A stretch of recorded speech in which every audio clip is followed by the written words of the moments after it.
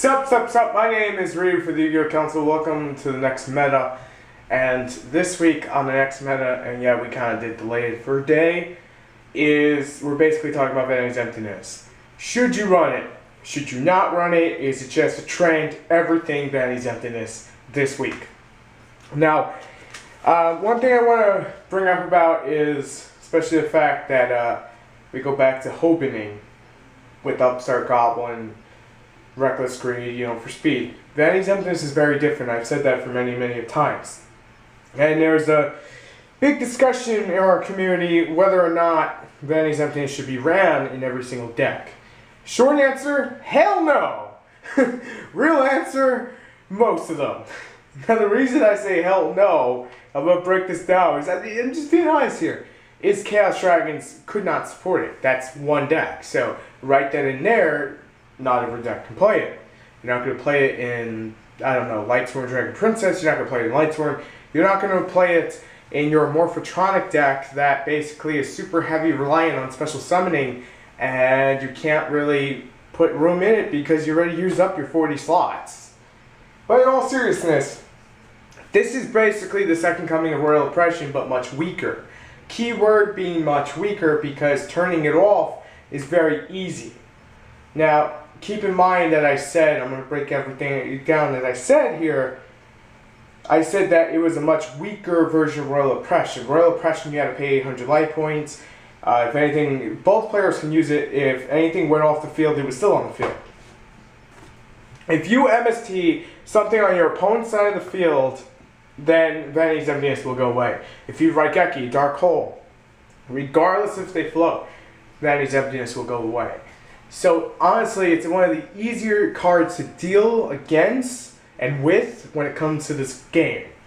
And it really kind of nags me because I understand it's a floodgate card, and when I say floodgate, we'll break it down for the people who don't understand that fully. It basically stops your opponent from spamming you in the face with a bunch of monsters. And Vanity's Emptiness does that well. But the key thing to keep in mind here is that your deck should not be running it unless it can handle it. If you're playing something like Black Wings, you have versatility to play it or not to play it. You can also play Skill Drain, which is another Floodgate card, because it stops monster effects. And to me, Floodgate is a new term that we use in the Yu-Gi-Oh! Community. I have yet to really fully hear, hence why I'm just going with the flow. And I know I just made that joke. It wasn't meant to be a joke, but the point is, I'm just going with, what's going on in the community right now. One thing I really want to just touch upon here with Vanity's Emptiness is you're locking your opponent out from special summoning. That's huge. Even if they can jump over it, it does not matter. You still lock them out. Regardless of the amount of time that you lock them out, you can actually time it well enough where your opponent's basically fucking screwed. And I said that during the time I was playing Malefics, but I didn't upload the duels because we have it for Subscriber Showcase, and I want to put up a bunch of Malefics. The point is, when you have a giant block in the road and you have Vanity's Emptiness, then Vanity's Emptiness is going to get harder to get over. Unless you're running something like Raigeki or Dark Hole or MST. Not all these things are always main decked. But that doesn't mean that Vanity's Emptiness is the most broken card in the world or needs to get limited. It just means that it's really good at what it does. It just like past cards like Thunder King Ryo, would stop the whole freaking game. Konami limited it. I'm still a little sad on that limit, honestly. But then we have things like Mistake, which is another Floodgate card that people are not really paying attention to right now. And then what I like to call reverse Floodgate card, I know I'm probably using the term wrong, but a reverse Floodgate card is Max C. Basically, your opponent starts spamming you, and you draw a bunch of things to counteract it. So, that's how I look at it. We also have one called Effecto. Those are called hand traps, though, Ryu. Stay with the terms. But in all seriousness, I feel like the whole thing with Vanity's Emptiness is getting out of control because people just want to stop special summoning.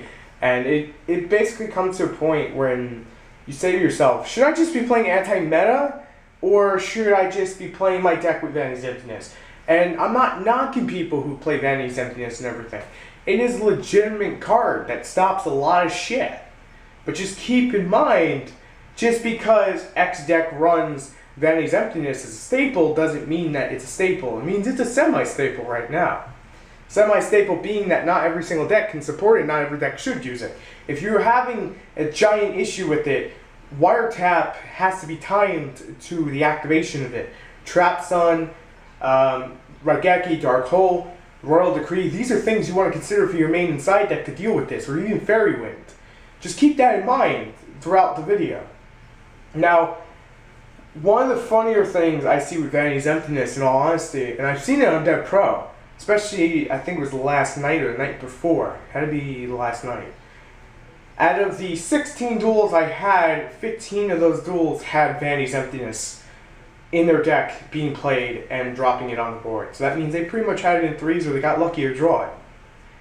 There's a trend going on with Vanity's Emptiness.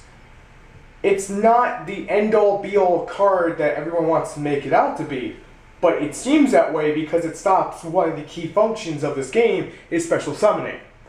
And I know I'm probably going to get hated for saying this, it's really easy to stop. MST, Dark Hole, Raigeki, and some of you going, Dark Hole, Raigeki don't fucking affect it. You hit the monster goes, and then the Vanity's Emptiness goes. That's how you deal with it. We are experiencing a power creep with monsters. But that doesn't mean that things like Vanity's Emptiness are not going to go up there with them and basically take a spot. You got to keep that in mind, that if your deck is capable of running this, and you're playing at a competitive base, then by all means, put Vanity's Emptiness in your deck, but not every single deck can support it. Stuff like Zombies cannot really support it. They will have issues with it. Lightsworn can't support it. Chaos Dragons can't support it. But a lot of you are probably going to say, well, those are decks that just drop a bunch of monsters. Let's be honest here. I really don't think Medolce can full-on support it. I think they can get away with doing it, but it can hurt them in the same way where they need, say, an Angeli and they end up drawing Vanity's Emptiness instead. I'm not calling that a bad thing, I'm just saying in a top deck situation, but these are all hypothetical ways of thinking. And Ryu, at the same time, you could just put Upstart in the fucking deck and then play Upstart and knock it off. So there's that too. But I like how everyone is always jumping on the next thing, because everyone's excited about it, and I'm not going to take that away from anyone. By all means, if you want to play Vanity's Emptiness, go for it. If you want to make money, sell that shit. That thing's like 20 bucks for the common, 30 for the secret. Make some dough, you know? Put some money in your pockets. Get some McDonald's money or some pizza money or some whatever money. You know, it's money at the end of the day. If you're going to a YCS, then by all means put 3 Vanity's Emptiness in whatever deck you're playing, because it's pretty much going to up your chances of topping. Keyword, it's going to up. Just keep in mind that consistency should always be the most important thing that you put in your deck first. I mean, some decks are just born to be inconsistent, Lightsworn, and other decks are just born to be anti-meta, like Malefics. So that's something to keep in mind next time you're thinking about putting Vanity's Emptiness in your deck. I'm not nagging it, I'm not putting it down, I'm just giving you real facts, and hopefully you guys will actually dig in and think about that for a minute, and actually just be like, oh, okay, maybe he's on to something here.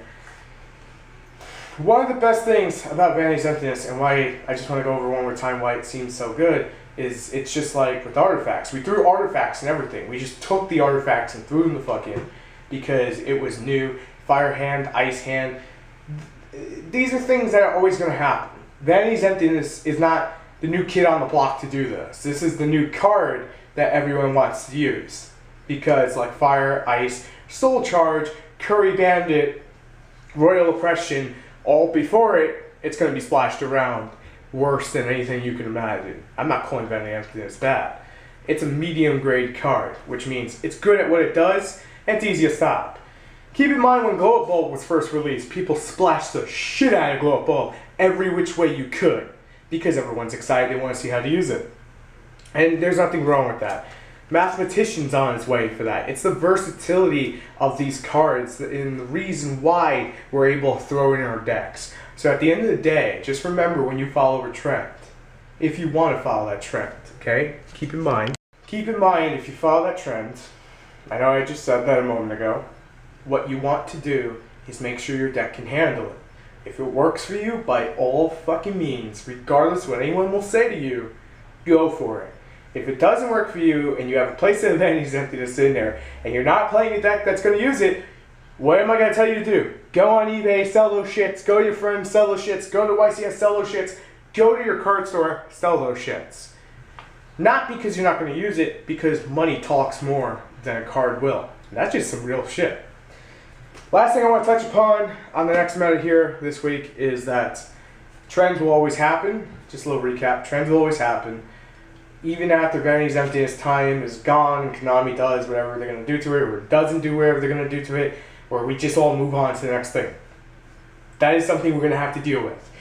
And it is perfectly fine. You know what you do when people start to play trends? You start a new trend. You start throwing dust tornadoes in your deck to deal with those Vanity's Emptiness. My name is Ryu for the Yu-Gi-Oh! Council, and once again, thank you for watching. If you enjoyed the video, make sure to let me know in the comments and by hitting the like.